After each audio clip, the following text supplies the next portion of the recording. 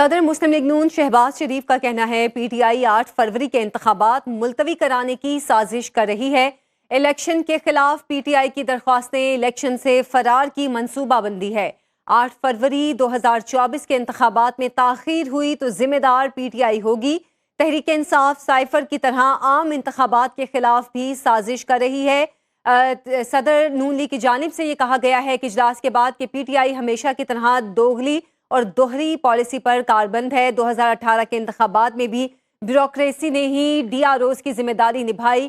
P T I 8 فروری کے انتخابات ملتوی کرانے کی سازش کر رہی ہے۔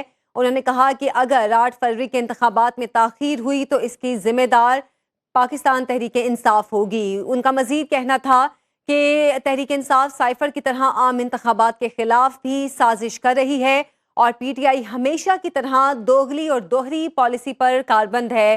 2018 کے انتخابات میں بھی بیوروکریسی نے ہی ڈی آر اوز کی ذمہ داری نبھائی تھی اور اگر اس مرتبہ انتخابات میں تاخیر ہوئی تو اس کی وجہ بھی پاکستان تحریک انصاف ہوگی۔ سہیل بلوچ سے مزید تفصیلات جانیں گے۔ سہیل بتائے گا، نون لیگ کی جانب سے اب بار بار یہ کہا جا رہا ہے کہ تحریک انصاف انتخابات میں تاخیر کرانا چاہ رہی ہے، وجوہات کیا ہیں؟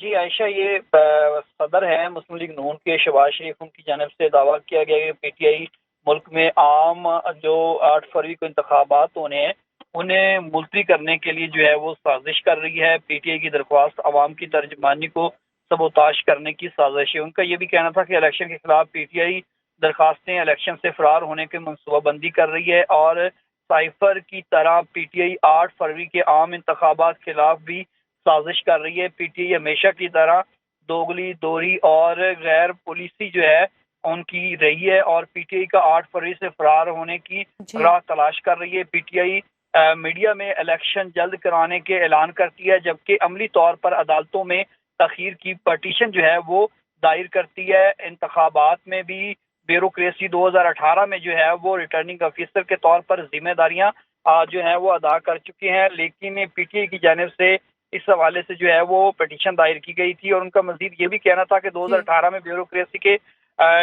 جو ہے ریٹرننگ آفیسر وہ باقاعدہ طور پر اپنی ڈیوٹیاں دیتے رہے ہیں۔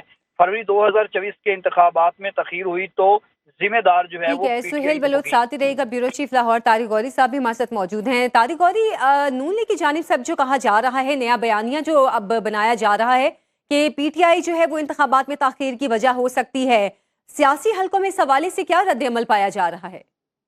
جی بالکل، پاکستان مسلم لیگ نون کے صدر شہباز شریف کا جو بیان ہے وہ بڑا اہمیت اس وقت اختیار کر گیا ہے اور انہوں نے اس چیز کے اوپر بالکل کلیئر کہہ دیا کہ پاکستان تحریک انصاف جو ہے وہ الیکشن سے راہ اختیار کر رہی ہے اور اس بیان کی وجہ سے جو ہے دوسری جماعتوں نے بھی جو ہے وہ اس پر چھوڑ دیا، کیونکہ یہ پاکستان مسلم لیگ نون کے جو صدر ہیں شہباز شریف، سابق وزیر اعظم